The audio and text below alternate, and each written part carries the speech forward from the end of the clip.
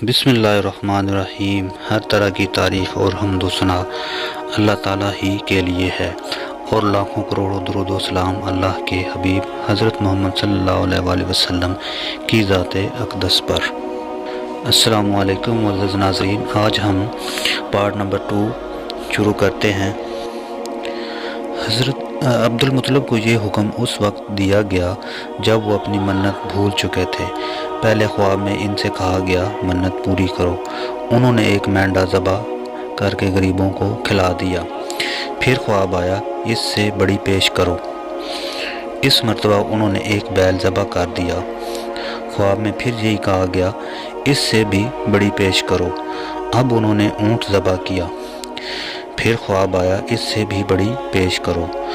उन्होंने पूछा इससे भी बड़ी चीज़ क्या है? तब कहा गया अपने बेटों में से किसी को ज़बह करो जैसा कि तुमने मन्नत मानी थी। अब उन्हें अपनी मन्नत याद आई। अपने बेटों को जमा किया, इनसे मन्नत का जिक्र किया। सब के सर झुक गए। कौन खुद को ज़बह करवाता? आखिर अब्दुल्ला बोले, अब्बा जान आप मुझे ज़बह कर दें। ये सबसे छोटे थे, सबसे खूबसूरत थे, सबसे ज़्यादा मोहब्बत भी अब्दुल मुत्तलिब को इन्हीं से थी। लिहाजा उन्होंने कुरानदाजी करने का इरादा किया। तमाम बेटों के नाम लिख कर कुरा डाला। अब्दुल्ला का नाम निकला। अब उन्होंने छुरी ली, अब्दुल्ला को बाजू से पकड़ा और उन्हें ज़बह करने के लिए नीचे लिटा दिया। यूँ ही बाप ने बेटे को लिटाया, अब्बास से ज़ब्त न हो सका। फ़ौरन आगे बढ़े और भाई को खींच लिया। इस वक्त ये खुद भी छोटे से थे। इधर बाप ने अब्दुल्ला को खींचा। इस खींचातानी में अब्दुल्ला के चेहरे पर खराशें भी आईं। इन खराशों के निशानात मरते दम तक बाकी रहे।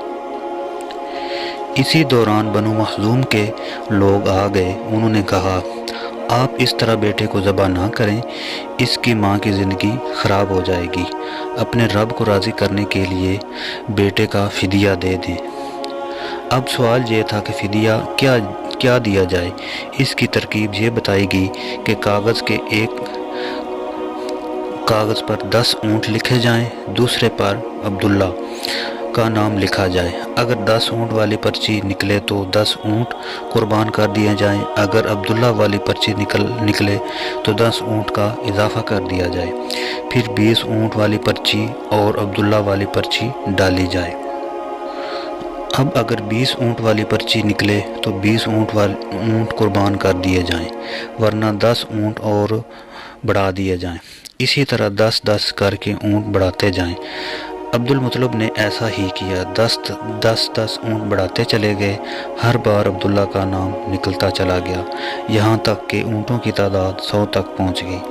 तब कहीं जाकर ऊँटों वाली पर्ची निकली। इसी तरह इनकी जान के बदले 100 ऊँट कुर्बान किए गए। अब्दुल मुत्तलिब को अब पूरा इत्मीनान हो गया कि अल्लाह ताला ने अब्दुल्ला के बदला 100 ऊँटों की कुर्बानी मंजूर कर ली है। उन्होंने काबे के पास 100 ऊँट कुर्बान किए और किसी को खाने से ना रोका।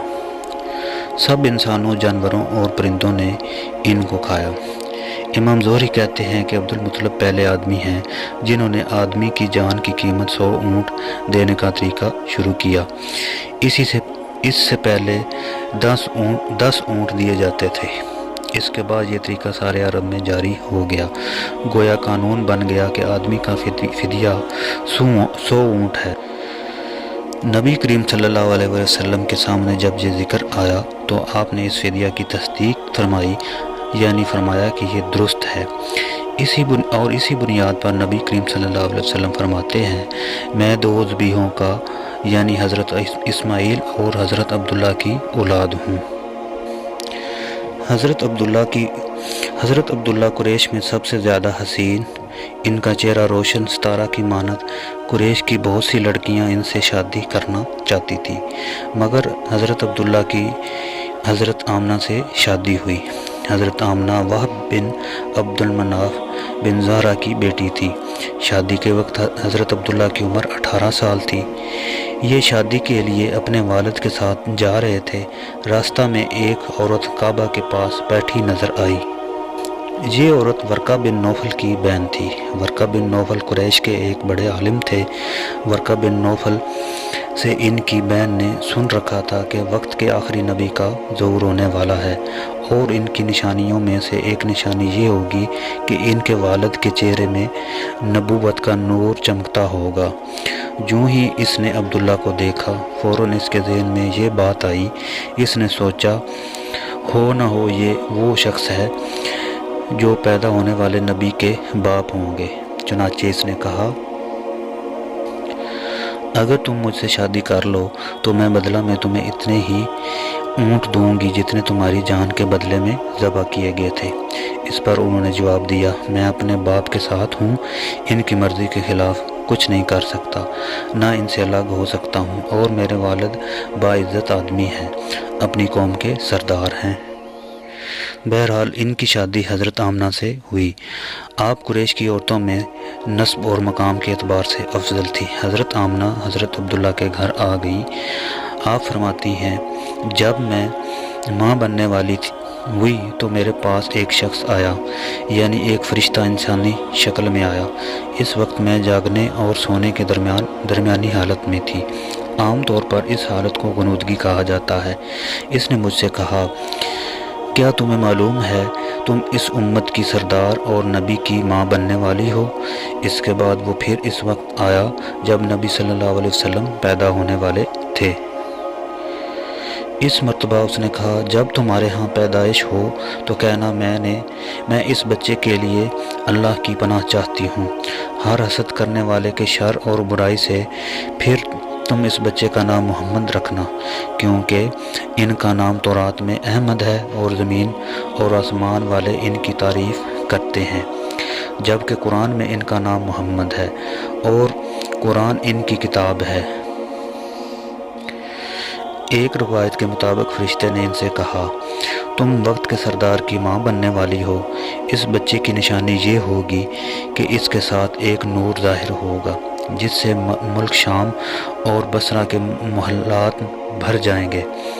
जब वो बच्चा पैदा हो जाएगा तो इसका नाम मोहम्मद रखना, क्योंकि तौरात में इसका नाम अहमद है कि आसमान और ज़मीन वाले इनकी तारीफ़ करते हैं, और इंजील में इनका नाम अहमद है कि आसमान और ज़मीन वाले इनकी तारीफ़ करते हैं, और कुरान में इनका नाम मोहम्मद है।